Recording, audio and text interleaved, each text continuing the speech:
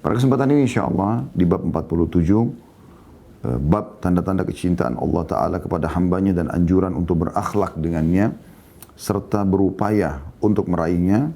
Imam Nawawi rahimahullah mengangkat pertama firman Allah Subhanahu wa taala surah Al-Imran ayat 31 yang berbunyi, A'udzubillahi minasyaitonirrajim, Qul in kuntum tuhibbunallaha fattabi'uni yuhibbukumullah wa yaghfir lakum dzunubakum wallahu ghafurur rahim.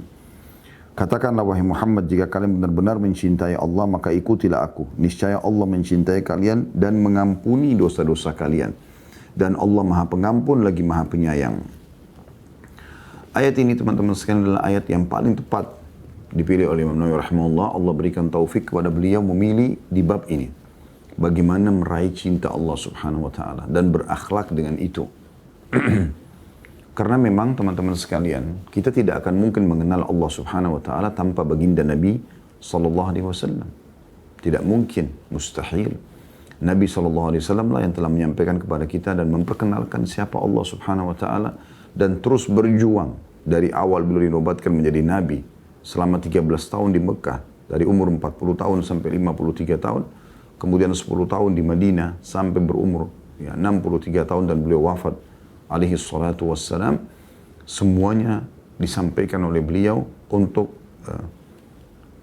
agar manusia mengenal Tuhannya, Allah subhanahu wa ta'ala, dan kemudian menyampaikan kepada kita semua tentang agama yang mulia ini. Perintah-perintah sang pencipta Allah, kemudian larangan-larangan sang pencipta Allah, perintah agar kita kerjakan, larangan agar kita jauhi. Semua ini teman-teman sekalian adalah hal yang mendasar sekali. Bagaimana setiap orang di antara kita memang mencontohi Nabi SAW. Tidak ada guru, tidak ada kiai, tidak ada suri tauladan, tidak ada pemimpin yang paling layak untuk diikuti dan dicontohi ya, kecuali Nabi SAW. Beliau adalah pemimpin orang-orang beriman.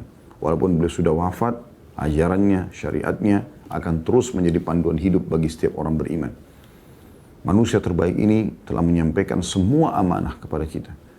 Dan dengan dakwah tauhid yang turun-temurun para nabi-nabi menyampaikan kepada umat manusia, itu membuat manusia ini menjadi tenang. Kita lebih tenang dengan dakwah para nabi-nabi ini.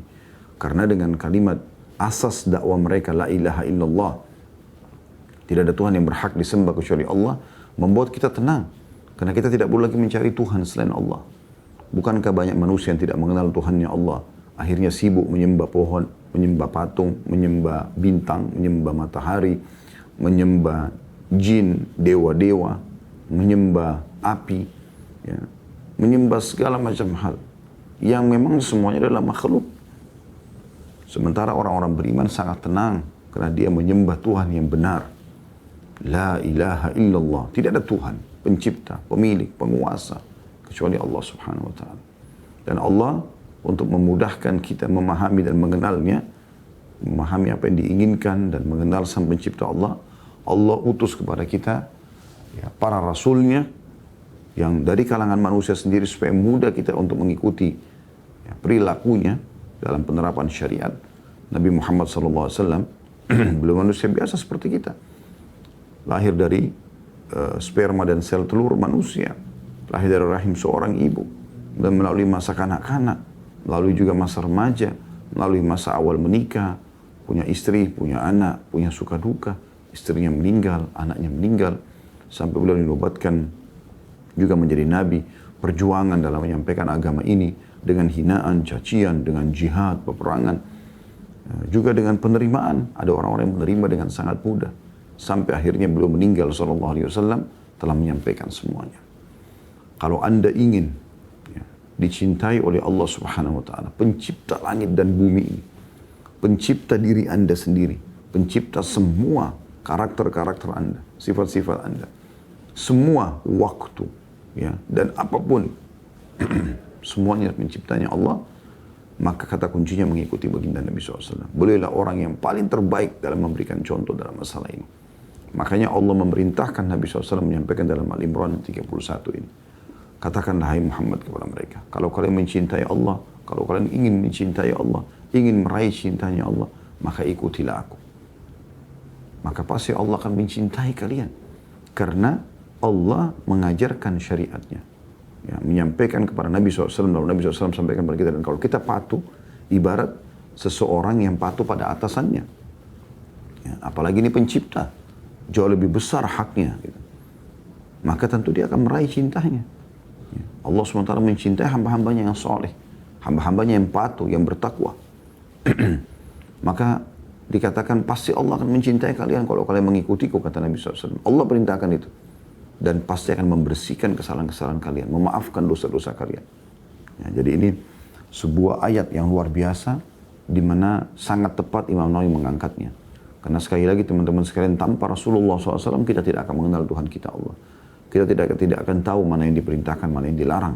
Kita akan terus sibuk mencari siapa yang menciptakan bunga ini, kenapa warna merah, kenapa ini warna kuning, kenapa buah jeruk seperti itu, kenapa buah pepaya seperti ini, kenapa durian seperti itu, kenapa ada pergantian siang malam, siapa yang mengadakan semua itu, kenapa turun hujan di satu wilayah, kenapa salju di wilayah yang lain, kenapa ada kemarau di sini, kenapa di sana ada padang pasir, kenapa di sini ada tanah yang subur, dan seterusnya. Kita akan terus bertanya-tanya. Gitu kan? Maka jawaban dari dakwah para nabi-nabi, terutama dakwah Nabi SAW ini luar biasa.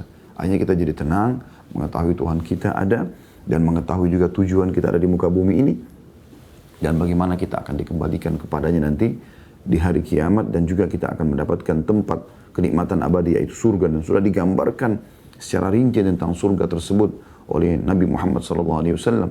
Bahkan beliau mengatakan tidak ada sesuatu yang kalian butuhkan untuk masuk ke dalam surga, kecuali sudah aku jelaskan. Dan agar kita selamat dari ancaman Allah bagi para pembangkang, yaitu api neraka.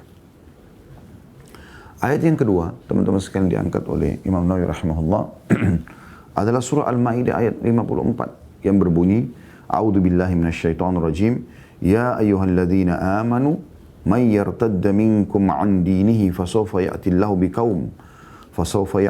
biqaumin yuhibbuhum wa yuhibbunahu 'adzillatin 'alal mu'minin 'izzatin 'alal kafirin yujahiduna fi sabilillahi wa la yakhafuna lawmata la'im. Dzalika fadlullahi yu'tihi man yasha wallahu wasi'un 'alim.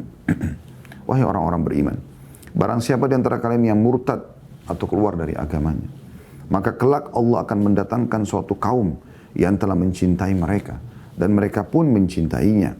Ini besar kata ganti Allah, yang bersikap lemah lembut terhadap orang-orang mukmin dan bersifat tegas terhadap orang-orang kafir, berjihad di jalan Allah, ya, dan tidak takut kepada celaan orang yang suka mencela.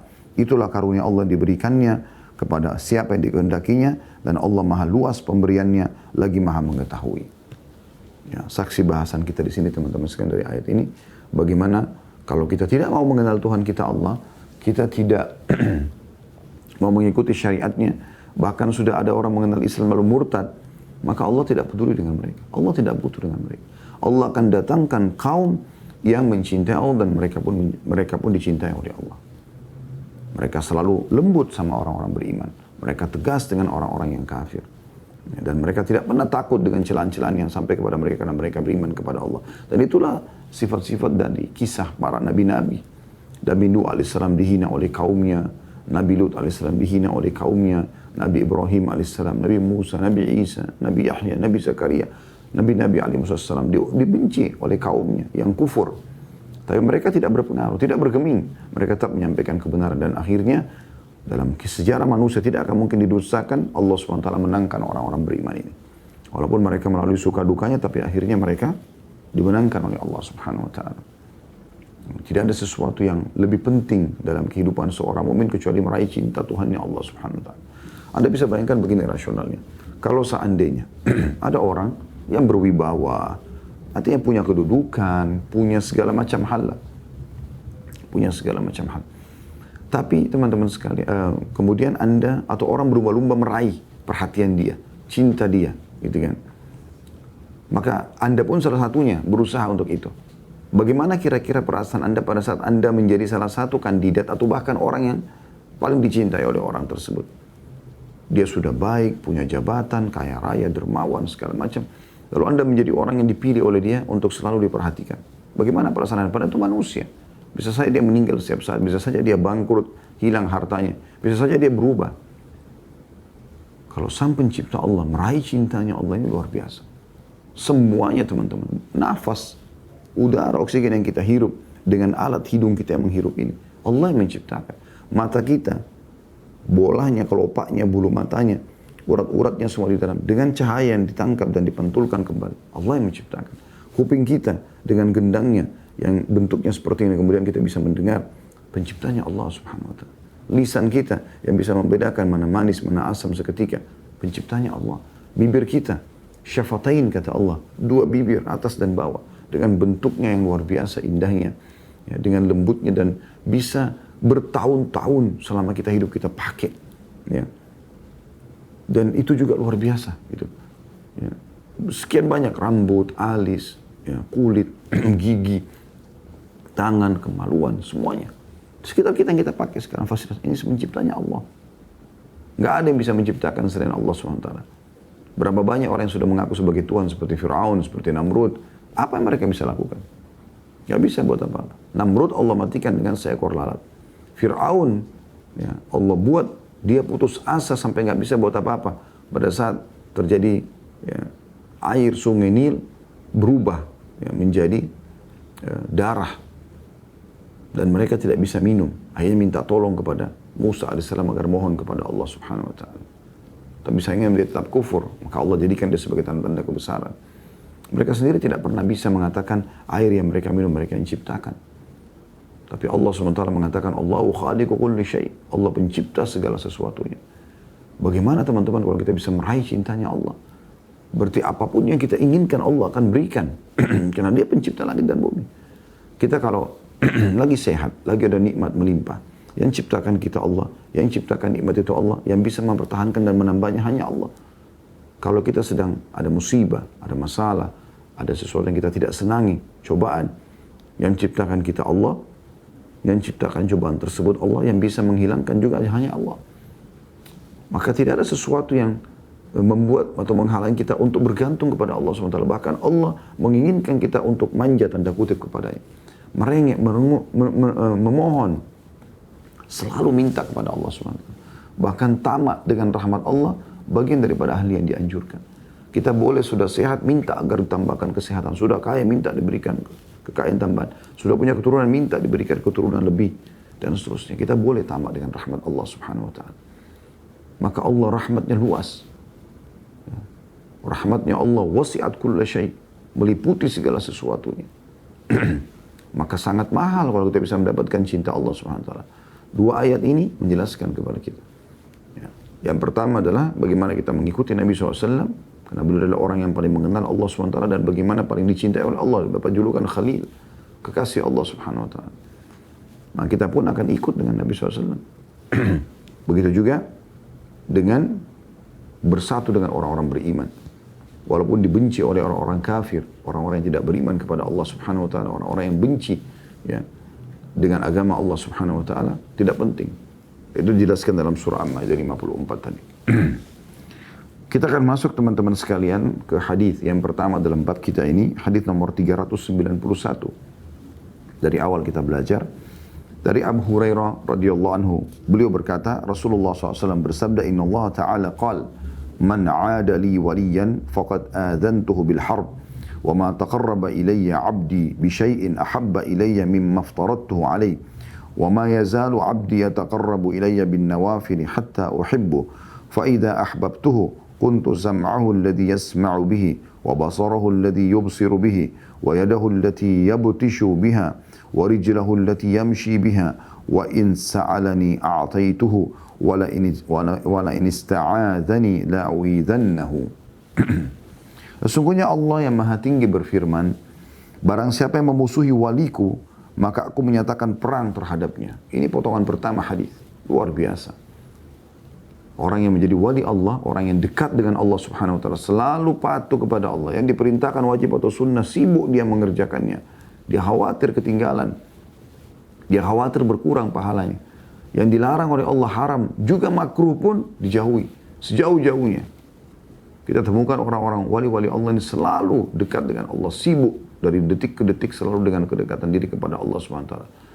Ada nikmat dia bersyukur, ada cobaan pun tetap dia makin kuat kembali kepada Allah SWT. Makin dia sholat, makin dia memohon ampun.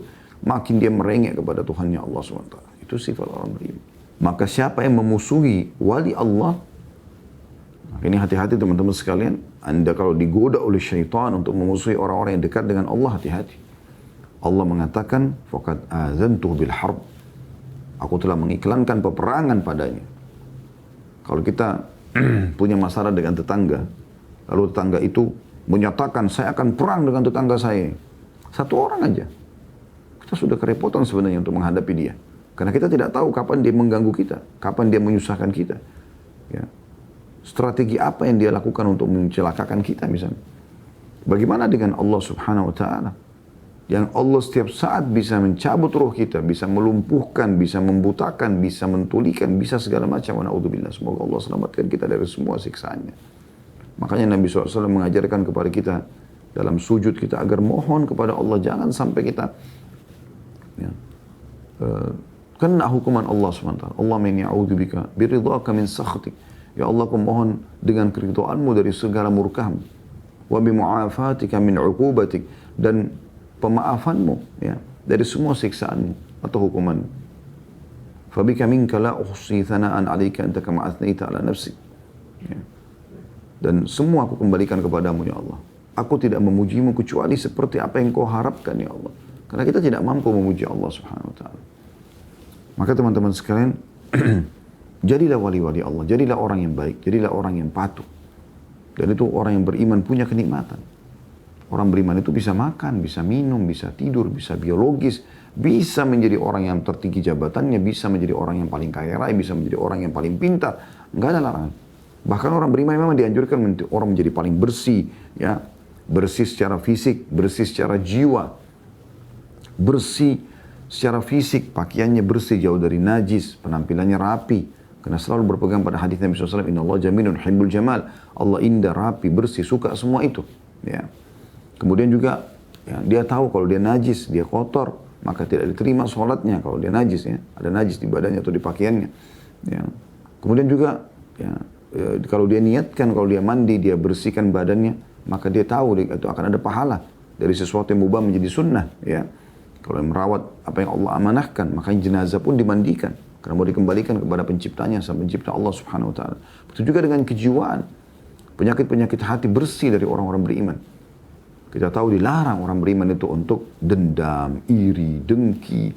Ya. Semuanya sifat-sifat buruk dalam hati ini dijauhi. Kita temukan orang beriman itu bersih secara fisik, bersih secara jiwa. Ya. Dan kita temukan juga selalu yang dia lakukan kebaikan. Senyum, ramah, dermawan, tanggung jawab, amanah. Ya. Dan dia tidak akan pernah melakukan pelanggaran. Karena dia tahu kalau dia mencuri, dia menggibah, dia memukul, segala macam akan ada hisabnya semua hari kiamat. Orang beriman tidak akan melakukan itu semua. Mereka akan hati-hati. Orang beriman itu luar biasa. Jadi menjadi orang beriman itu luar biasa teman-teman sekalian. Pendapatannya, pergaulannya, pakaiannya, minumannya, semuanya halal. Semuanya thayyib. Karena Allah perintahkan halal dan thayyib. Berkualitas. Selain halal juga berkualitas. Itu orang beriman. Kalau orang kafir, orang-orang non-muslim, orang-orang yang fasik, ya, zindik, orang yang jauh dari agama, kita temukan dia tidak peduli dengan masalah itu. Mereka maaf, ya habis buang air besar, mau kecil, cebok, gak penting bagi mereka. Gak penting air. Ya. Itu juga dengan habis melakukan hubungan biologis, mereka gak kenal namanya mandi junub. Ya. Mereka gak kenal namanya mandi haid, mandi nifas, mereka gak kenal semua itu. Orang Islam bersih secara fisik. Bahkan seorang tukang cuci baju di Inggris, dia suka mencuci pakaian ya, mahasiswa di salah satu universitas di London. Dan dia masuk Islam gara-gara sering mencuci pakaian dalam mahasiswa, yang muslim dan yang kafir. Dan dia temukan celana dalam orang muslim selalu bersih. Celana dalam orang kafir kotor, bau. Setelah dia telusuri ternyata memang itu nggak boleh dalam Islam, sholatnya nggak diterima. Kita dianjurin selalu bersih, selalu rapi. Orang beriman itu baik. Dari sisi duniawinya, dia akan selalu mencari yang baik-baik saja. Sisi ukhrawiyahnya, hubungannya sama Allah untuk mengejar surga Allah luar biasa, mengejar semua kebaikan-kebaikan. Maka ini teman-teman sekalian adalah hal yang memberikan penilaian khusus bagi orang-orang beriman. Itu wali Allah subhanahu wa ta'ala. Maka kenapa kita nggak menjadi wali Allah? Kenapa kita nggak berusaha menjadi orang yang dekat dengan Allah? Toh semuanya baik.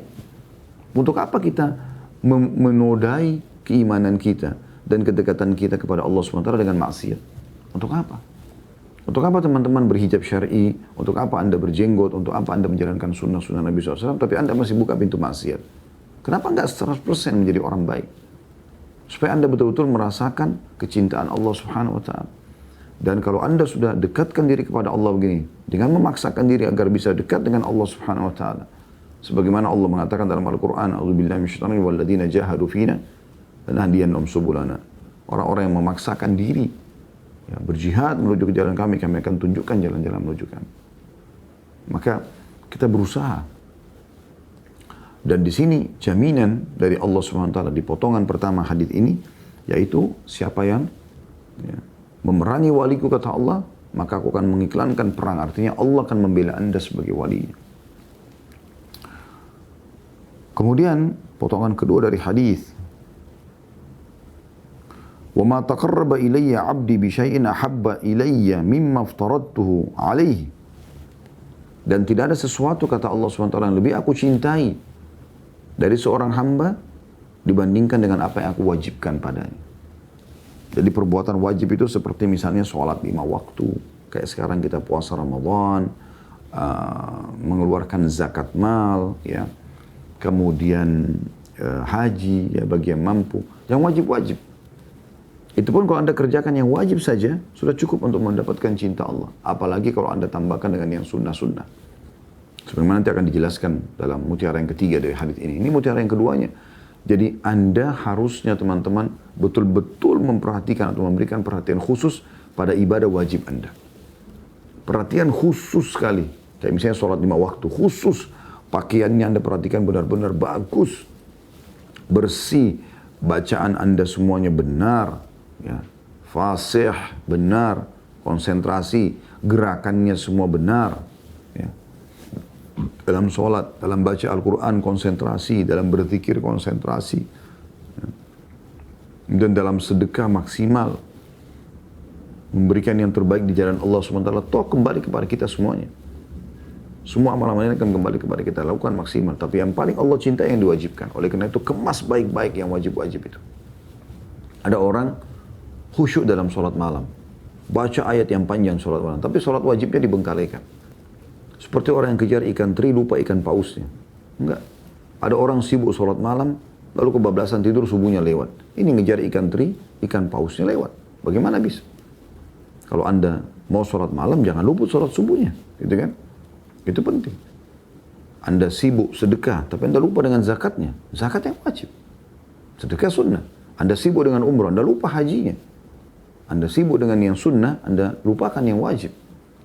Anda sibuk dengan puasa sunnah, Anda lupa Ramadan. Ramadan Anda tidak kemas dengan baik.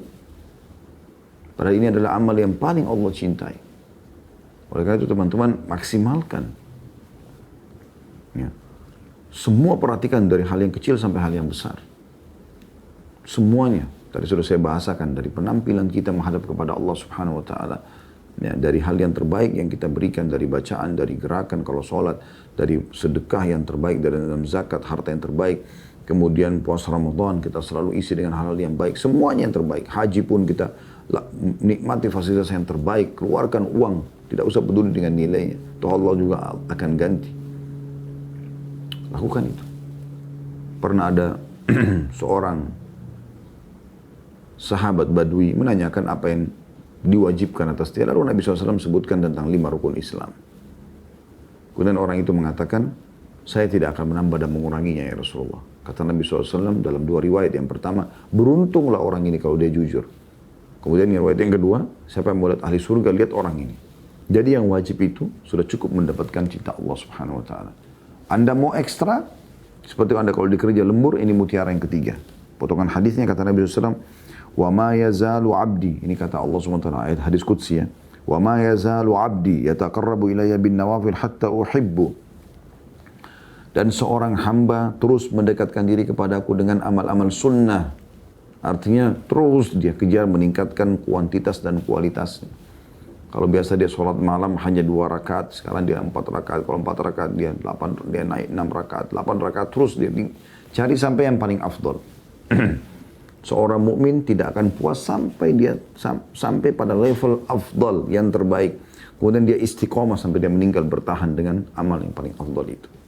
Cari setiap amal yang Anda mau kerjakan, terutama amal-amal sunnah, ya tentu amal wajib sudah tidak dibahas lagi karena itu kewajiban. Tapi amal-amal sunnah ini, mana yang paling afdal itu yang Anda lakukan. Sholat duhanya, sholat malamnya, ya baca Qur'annya, zikirnya, mana yang paling afdal. Pendapat ulama mengarahkan yang paling afdal yang mana itu yang Anda pilih. Yang terbaik. Tidak ada lagi di atasnya. Maka itu teman-teman sekalian yang membuat Allah mencintai kita. Lalu apa yang kita dapatkan kalau Allah cintai? Perhatikan. Kata Allah SWT, فَإِذَا أَحْبَبْتُهُ. Kalau aku sudah cintai hamba itu. Kuntu sam'ahu alladhi yasma'u bihi. Ya. Maka aku menjadi pendengarannya yang dengannya dia mendengar. Artinya Allah akan menjaga pendengarannya, tidak akan dengar kecuali yang Allah ridhoi saja. Wa basarahu alladhi yubsiru bihi. Penglihatannya yang digunakan untuk melihat, Allah akan jaga, tidak akan lihat sesuatu yang haram. Yang halal saja Allah jaga penglihatannya. Wa yadahu alladhi yabtishu biha. Dan juga menjadi tangannya yang dengannya dia menindak atau bertindak, menjama. Wa rijlahu allati yamshi biha. Dan kedua kakinya atau kakinya yang dia gunakan untuk jalan. Allah akan jadikan seluruh anggota tubuh kita ini tunduk kepadanya. Allah jaga. Sehingga kita selalu penglihatan kita pada yang benar, dengar kita yang benar, tangan kita menjama yang benar, kaki kita melangkah yang benar. 4 anggota tubuh ini yang paling berpengaruh. Sisanya ikut dengan keempat ini. Dimulai dari mata melihat, telinga mendengar, tangan mulai menjama, kaki melangkah. Sisanya kemaluan ini ikut dengan anggota-anggota tubuh yang lain. Kemudian ada tambahannya lagi. Allah mengatakan, wa idza sa'alani a'taituhu. Dan kalau dia minta aku akan kasih. Ini luar biasa teman-teman. Siapa yang tidak ingin setiap kali dia minta, ya Allah sembuhkan penyakitku, langsung sembuh. Ya Allah berikan rezeki, langsung Allah kasih rezeki. Ya Allah mudahin jodoh, Allah mudahin. Ya Allah mudahin keturunan, Allah kasih. Ya Allah selamatkan aku dari bahayanya orang ini, langsung Allah selamatkan. Dijamin. Allah mengatakan, wa idza sa'alani a'taitu.